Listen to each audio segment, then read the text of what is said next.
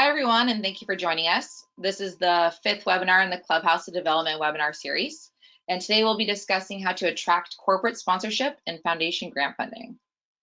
Before I introduce you to Kojio and your speaker, if you have any questions throughout the webinar, please feel free to use the GoToWebinar tool, and we'll make sure to review those after the presentation. First, a little bit about us. Kojio is the leading expert in the sports nonprofit industry. Our management team has 50 years of fundraising experience and has raised over $650 million for nonprofit organizations. And one of the reasons that we're particularly passionate about working with sports and more specifically soccer clubs like yourselves is that our leadership has both played and coached soccer. And that includes Rob Hussell, who's your speaker today. As a college All-American and highly successful soccer coach, Rob is now the Managing Director of Consulting Services at Kojio and has helped hundreds of sports organizations implement strong organizational development and fundraising strategies. And with that, I will pass it over to Rob. Thanks, Mel. So we can go right to slide 4, which within the Clubhouse of Development, it's on the second floor. And ironically, what we found is that most clubs are doing sponsorships and have some exposure to businesses in their fundraising efforts. That's been the most developed area within our client base for academies and clubs in the area of fundraising. It just seems to be natural enough that clubs can engage. It's not enough, but at least it's a start. Foundations less so, and I'll speak specifically in a little bit about what type of foundations seem to be attracted to clubs' missions. The next slide really talk about goals and context here today. So we're going to do 3 things. We're going to understand what foundation outreach and corporate engagement are and how they add to short-term success and, more importantly, long-term organizational stability and sustainability through funding. The second area is why activity in both areas are fueled by the lower floors of the smart home. So we talked about annual giving and events, which really produce contacts in the area of businesses, corporations, and foundations. And then the third is technology, understanding the role of technology, although limited, in corporate and foundation engagement strategy. It's more important for businesses because they want to see return on investment, particularly as you leverage your brand out in social media and all things digital marketing, where if they're a club sponsor, they get that kind of exposure. So they're really interested in metrics and understanding, what capacity you have as a club in terms of your own reach and the demographics of that reach. All of that can be measured today, which is a big advantage in terms of being able to appeal to businesses and make the case for sponsorship and philanthropic investments. All right, well, let's get into it. The next slide. So again, if you've been to past seminars, you've seen this slide. It's an important one. It slices out 4 areas of giving. And so how do they compare in terms of foundations, corporations, and individuals? Well, what we know is that individuals make up 70%, which in translation to you means you need to engage your membership, past, current, and alums, in individual fundraising. And we've talked about that in previous webinars. The next one is a red area, and that's foundations, 16%. So it's an important area, and particularly as it relates to local foundations, community foundations within your nearby city or county seat. And then corporations make only 5%. And that's philanthropic giving. Now, there's corporate giving that occurs through sponsorship that aren't write-offs. So that 5% is actually bigger if you count that. And then bequests are wills and estates and things like that. So it's almost 10%. But as combined, corporations and foundations produce over 20%. So it's totally relevant, or more, because corporate giving is not completely analyzed here.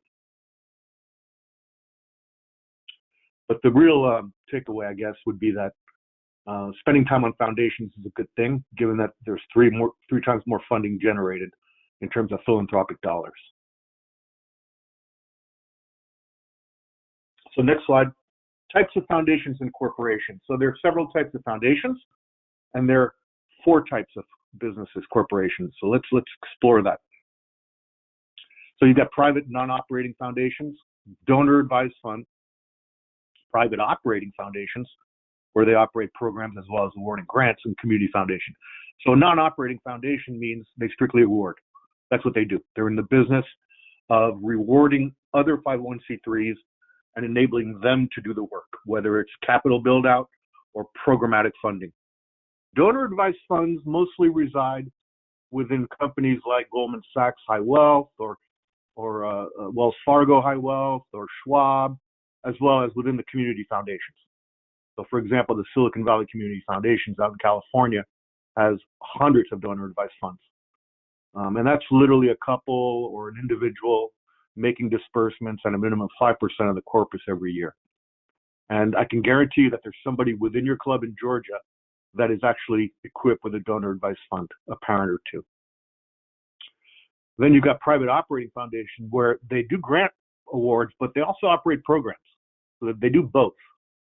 And then I mentioned the community foundation, which really is an aggregation of donor-advised funds, as well as one principal community foundation fund, which really pays attention to local issues and local funding. And that is certainly of interest to you. Whatever your geography might be in Georgia, there will be a community foundation, a hub, whether it's in Athens or Atlanta or Macon or wherever, there's something. So that's the landscape for foundations, and that's it. For corporations, it's a little more complex. Let's start at the bottom. The sole proprietor is just that. It's the guy, the person, owns a pizzeria. It's the person, she owns a print shop. It's sole proprietor. And their giving is much like individual giving. They can give through their company and benefit from a tax write-off.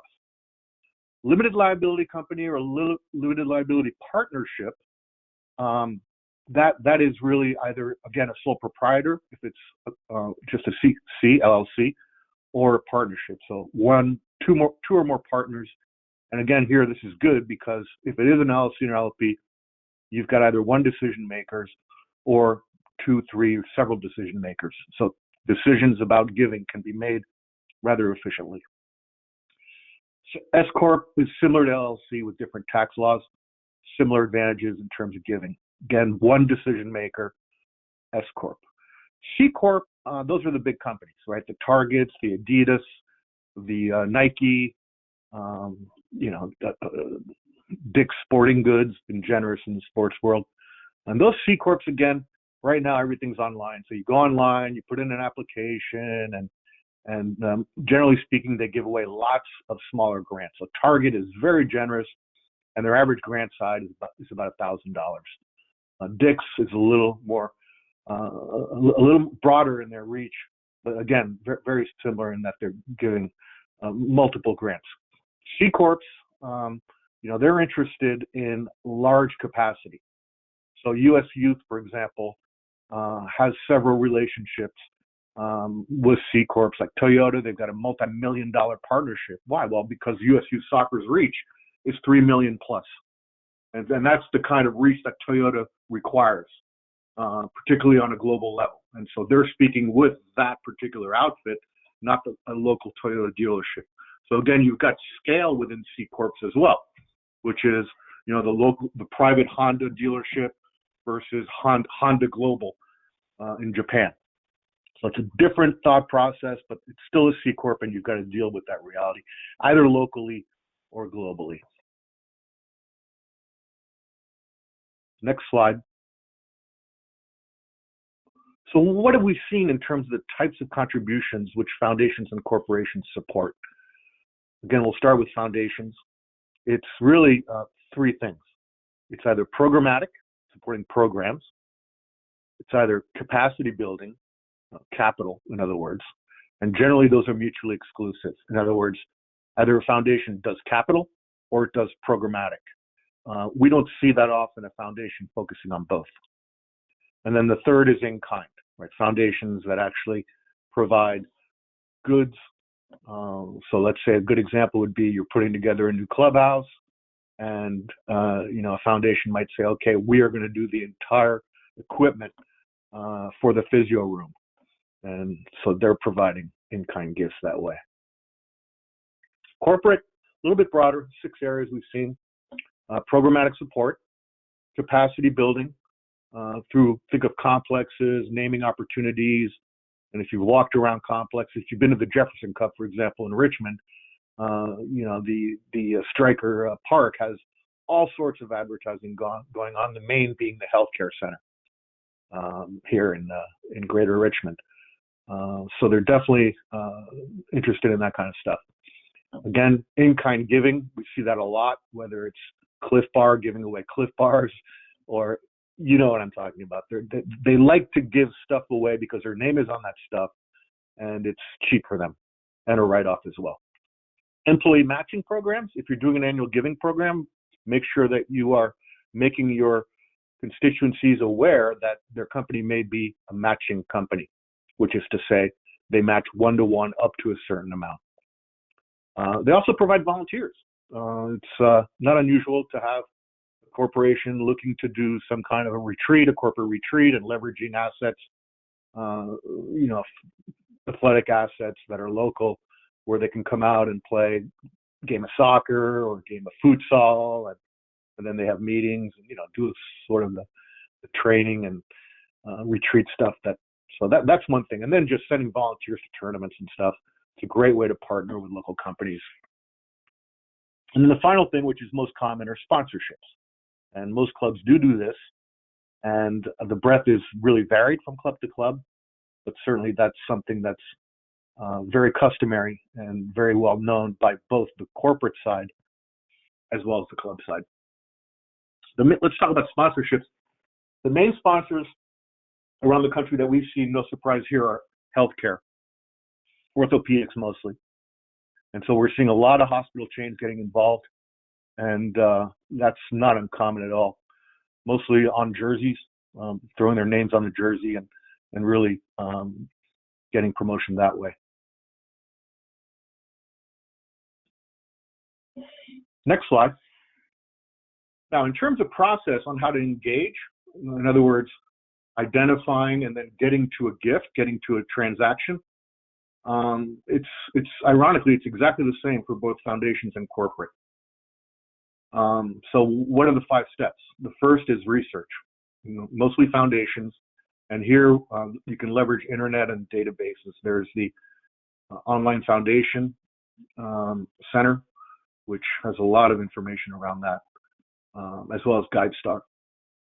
And then just researching Foundations 99, their own data as it relates to their giving.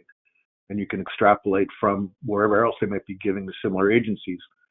And then it's pretty intentional, particularly as you research the foundations online. So if you do a Google search of local foundations in the greater Atlanta area, it'll give you a lot. Same with Athens and other areas around Georgia. The second thing you want to do is just narrow down tactically and strategically by focus area and affinity. So you know that the mission of your club is to do this, this, this, and this. Well, those are the areas that the foundations might consider funding. So you want to understand where there's what the focus should be in terms of outreach. Then the third thing you want to do is to have a list. You want to produce a list of what you feel are qualified foundations as well as corporate prospects. Notice I've been touching on foundations in terms of pure research. Corporations is more difficult because those are relationship driven. Why? The majority of businesses are not C Corps. Therefore, they have sole decision makers who are making decisions just like a high net worth individual. And so what you need to do is within your membership to understand who owns those small businesses and how and would they get engaged either in kind, as a donor, as a sponsor, etc. And that's where we call all of our, when we do the well screening for our clients, that's where that all emerges. And then the fourth area is engaging membership. I just mentioned that, particularly high net worth individuals that have been identified through the well screening to uncover possible existing personal connections within foundations. And here again, donor advised funds are highly likely, or businesses and corporations. They will lead you to the leaders of both of those groups, whether they sit on boards of foundations, or they know people that actually are working at the foundation, or they know civic leaders who have connections into the foundation. They're the best way to get in there. Same with businesses. People talk, and therefore they connect and understand who's doing what where. So talk to your membership, particularly those who are highly connected, etc. You should also develop a relationship with the Chamber of Commerce locally, because they can be very helpful as well in terms of understanding your goals and benefiting the greater community. Because undoubtedly what we've seen and what we know is that soccer clubs are highly impactful within their communities as it relates to families and engagement, because it is so popular. And then the fifth thing, no surprise, is prioritize, strategize, and engage as many relevant foundations and businesses as possible over the course of a year and thereafter through really good stewardship methodology. Let's talk more about that. So the word we use in terms of getting into either businesses or foundations is really triangulation. It's going through someone who would have a relationship to the business that you're trying to get into. So for example, if you don't have currently a relationship with the local healthcare company, regional healthcare, find out who within your club would, and leverage that individual to understand who are the decision makers and how do you get through. We've done this numerous times with our clients, and it works.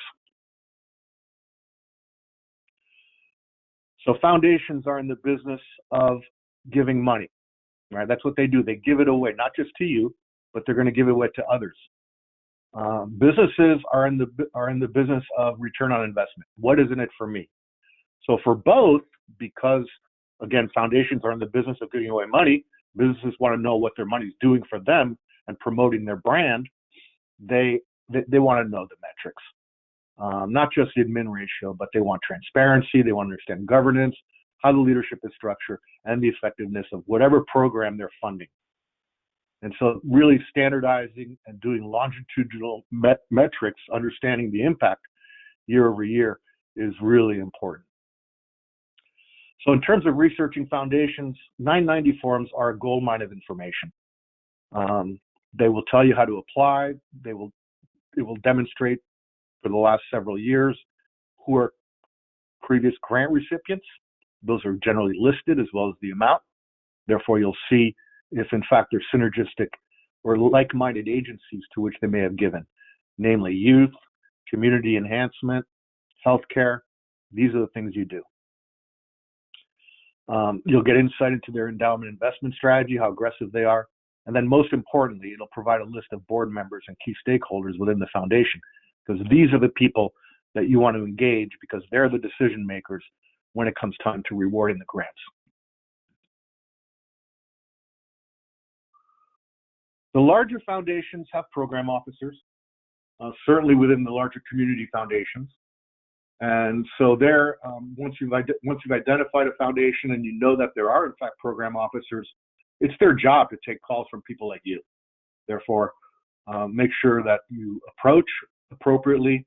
Best is through triangulation with a high net worth individual or somebody who may know them. But if not, again, that's their job. They'll take your call. Have a plan before you make the call. Understand through those 990s what programs that might appeal to them within your club.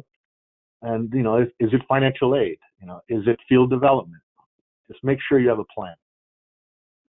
And again, when you're going in cold, the key is just to warm them up and to really get them to understand what you're doing. This is not a fast track operation, unlike with an individual where you can say, hey, I want you to consider a gift, and they're going to say yes or no. Here, it's more of a process, so just be ready for that. And then generally, if the first call goes well, the second call is more in depth. Therefore, you're going to need more data and have more stuff available. And of course, the stewardship of the pre-application and if you're awarded a grant post-application, it's really critical to have really strong stewardship practices. Again, I mentioned earlier, these foundations are giving to many, many 501c3s, right?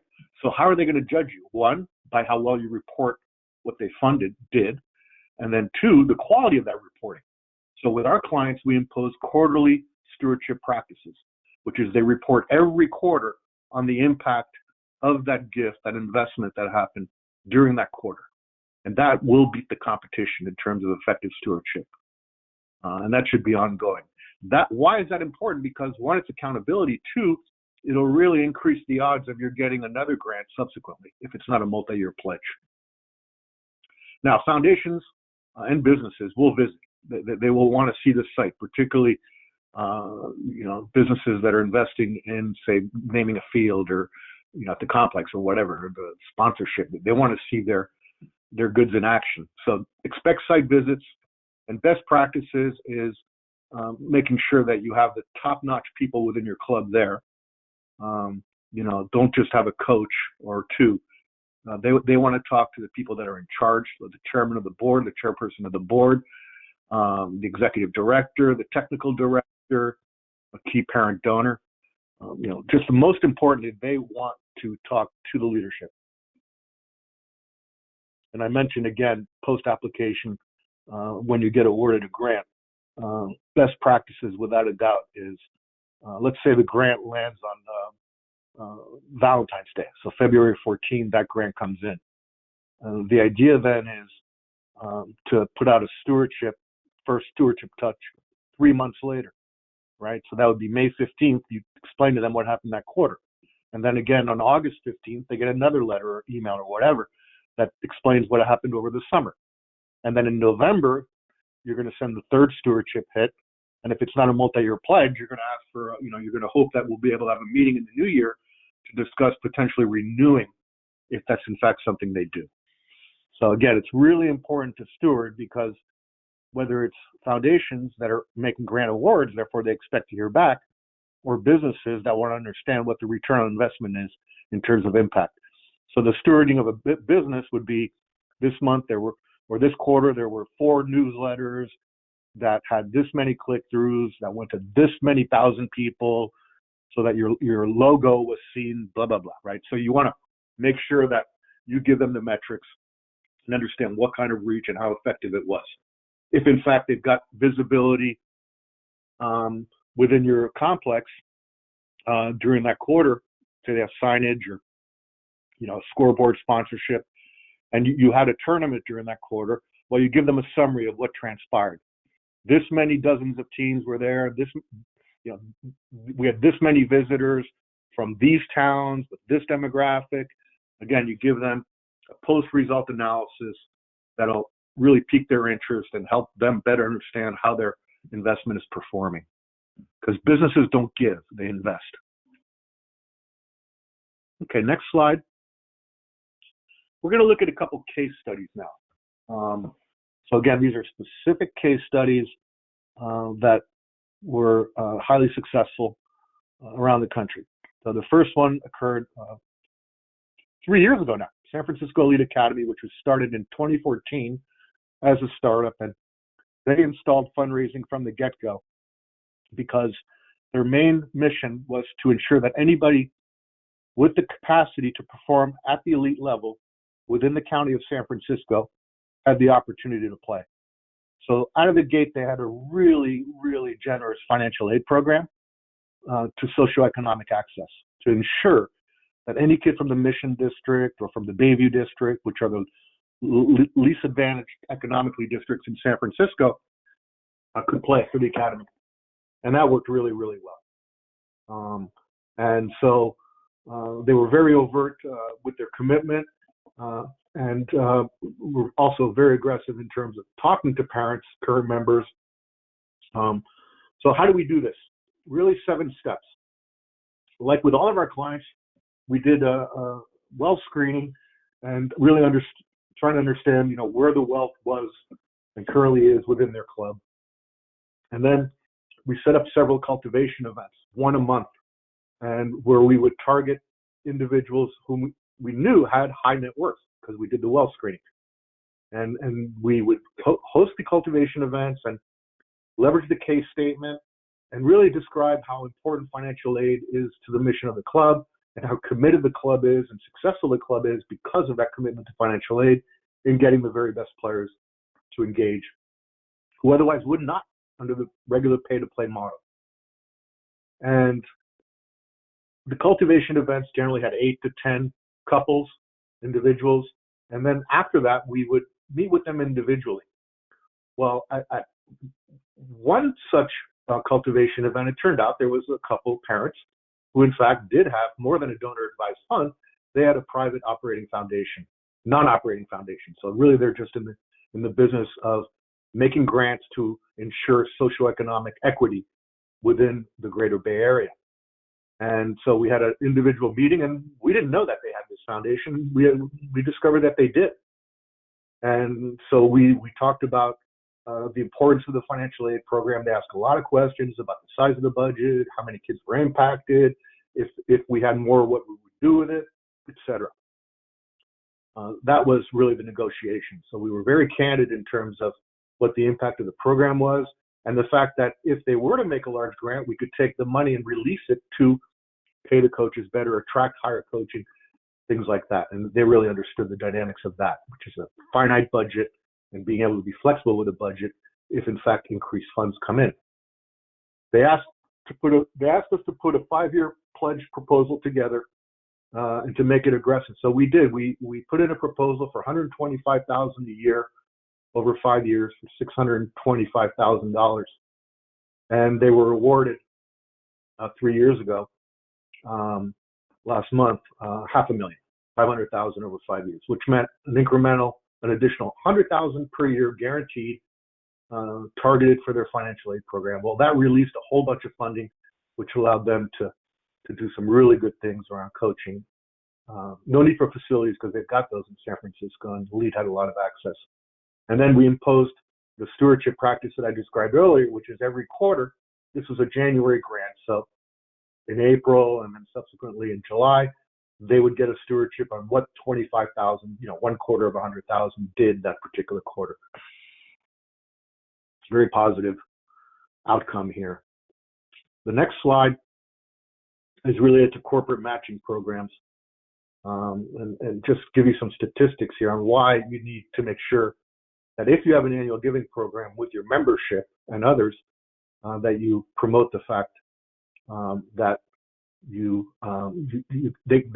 if they have a matching gift company, if they work for a matching gift company, and by the way, if you look at the second slide on the top to the right, over 18 million Americans work, individuals work for companies with matching gift programs. It's big. All the C Corps, most C Corps have matching gift programs. While there's a stat on the left, 2/3 of Fortune 500 companies offer matching gift programs. So yeah, it is most. It's just under 2/3. The other important stat is that 84% of donors say they give more, more likely to give if a match is offered. And so that's where sometimes we do challenge grants to our constituent members. So we get an individual or a couple to commit 20,000, and then we go out and challenge the rest of the community that their gift will be matched up to 20,000 in total. And what we know is 1 in 3 donors indicate that they would give, in fact, a larger gift if they knew that marketing scheme of challenging donors was in play. So we apply that generally not in capital campaigns, but rather in annual giving campaigns to jumpstart, et cetera. So, for example, GivingQ, that's a great place to have a matching donor, to challenge the community to join them in giving up to a certain amount that will be matched up to 20,000 or whatever the number is.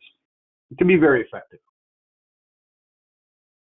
And by the way, all you have to do to understand which companies have matching gift programs, just Google companies with matching gift programs to 501c3s.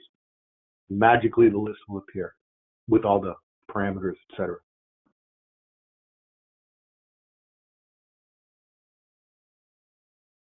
The next slide.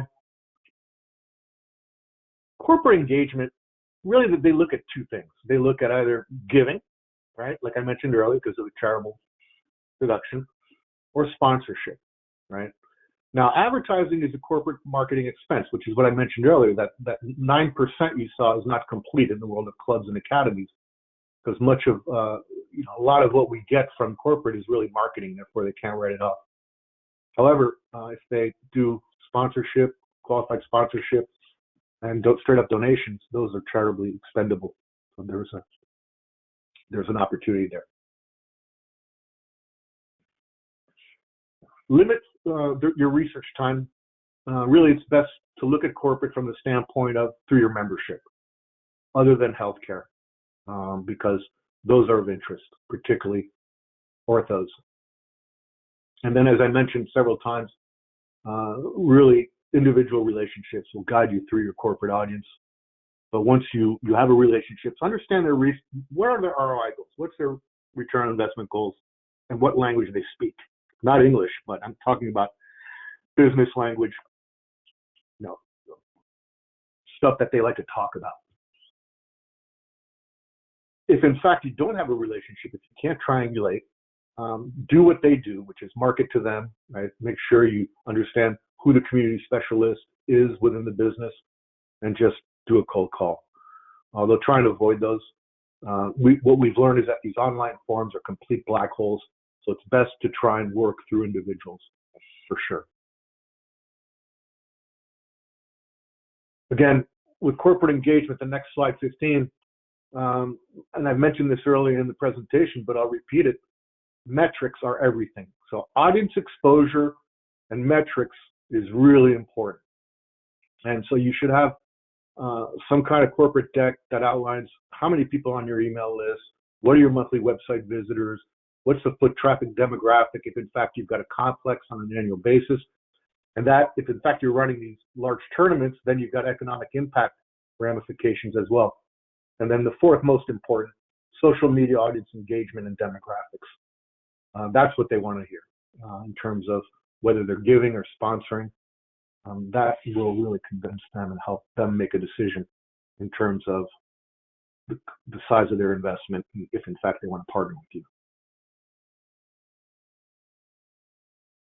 This is a really interesting corporate deck. So why don't we take a look at this, Mel? This is Orlando City, and it is a corporate deck that was put together. So I'm over there now, Mel, on the corporate deck. And it's a 22-page corporate deck that does a really, really nice job outlining the opportunity. So what you've got here is Seminole Soccer Complex down in Sanford, Orlando, Florida. It's a pretty large complex.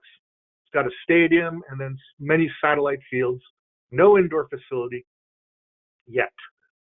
And what we're doing here is we're renovating the entire complex, turfing it, lights, as well as building an indoor complex that'll have an administrative center as well. This is all in anticipation of the 2026 World Cup and Orlando potentially being a host site, therefore a training facility to one or two World Cup teams or more. So let's go through the deck. The second page is really a table of contents. It sets up the rest of the deck. And then the third page is really the mission. Nice picture. Again, these pictures are nice, provide nice eye candy. And then we provide a brief overview, right? What it's doing, how many teams, what age groups, what are the core values, and the fact that many of their players have graduated to MLS professional, U.S. men's teams, as well as obviously the Women's World Cup teams and the Women's Professional Soccer League. The next slide, number 5, looks at the 3 key programs: community programs, the Little Line programs, and then the Academy program, which is their travel. So that introduces them to the club. Slide number 6 describes 4 phases of the Seminole Improvement Project.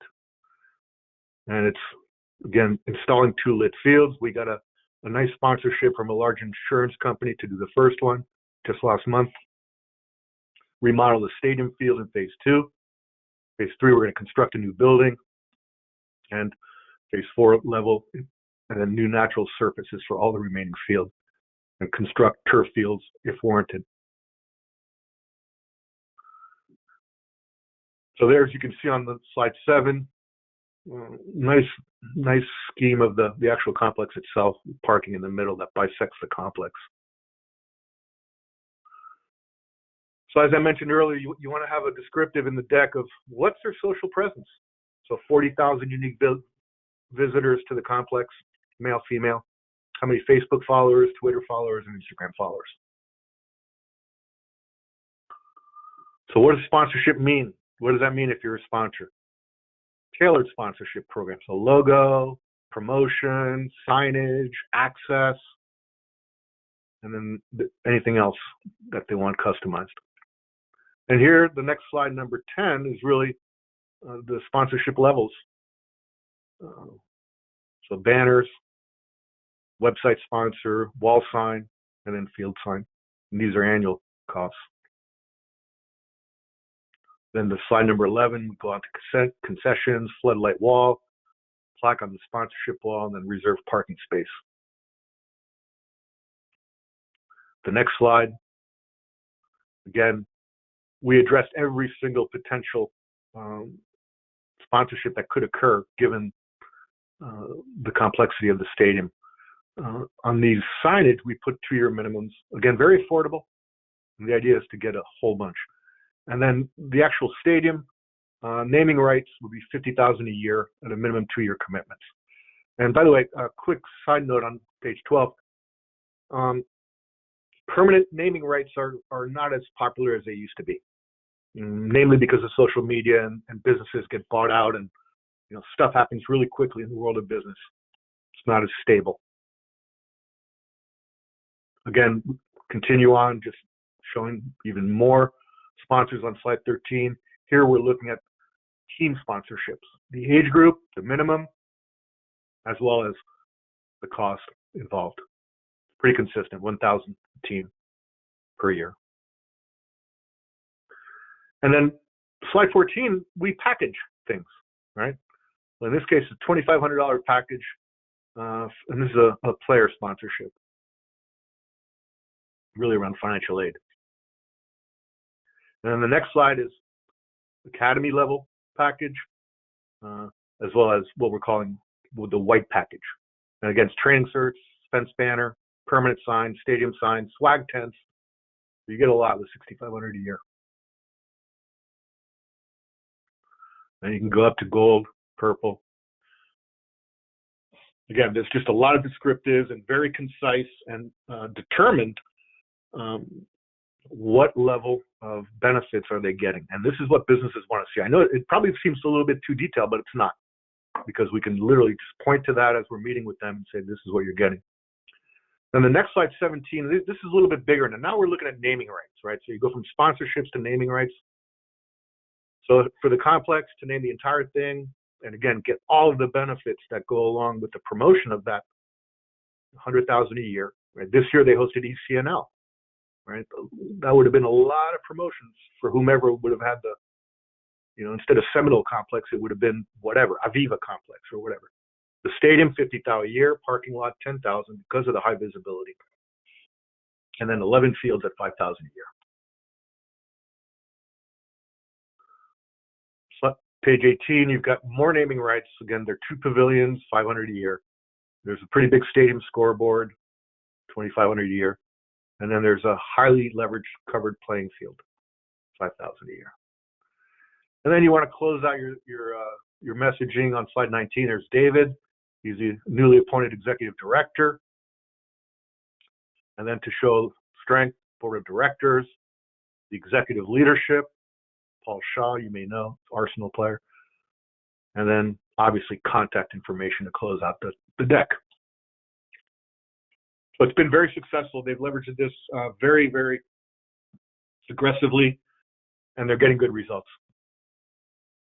All right, let's go back to the show. Go right to slide 17.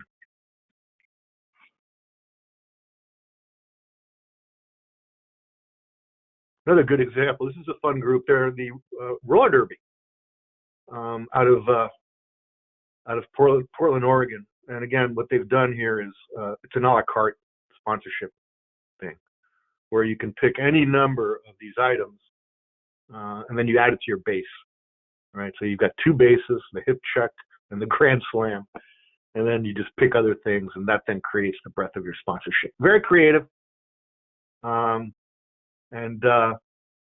If you give over 3,000, right? If your sponsorship totals over 3,000 or more, then all sorts of other options are unlocked. So it's kind of a very creative way to engage businesses, and they've been very successful. Cool group. Slide 18, this is an interesting story. This is a local story. I'm in Richmond, Virginia. Richmond Strikers are a well-known club, and they've got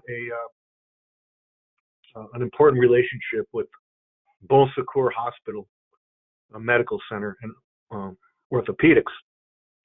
And so you'd see Bon Secours on their kit. So this is on the left. There is my boy's kit when he was playing in the Premier. And so Nike, you've got the home and away jersey, the black shorts, which are used home and away, the orange and black socks, and then with that year's kit came a pair of pink socks. Pink? What's that? Well, then if you see the middle picture, you'll note there are two boys teams competing against one another. These are two elite teams, youth elite teams that play one another out of Richmond, both striker teams. And it's the month of October, which is Breast Cancer Awareness Month. And it's a deal we did with Bon Secours. We said, look, we have a great relationship with you. Let's expand on the relationship. Why don't we do this, which is every travel team will wear pink socks through the entire month of October, traveling and at home, and to really promote and give visibility to breast cancer awareness. They thought it was a great idea. So they're funding all of the equipment, all of the extra equipment, and really cemented the relationship even further. And so this is now a staple here in Richmond. Every October, if you come here, you'll see the kids are wearing pink. It's really interesting.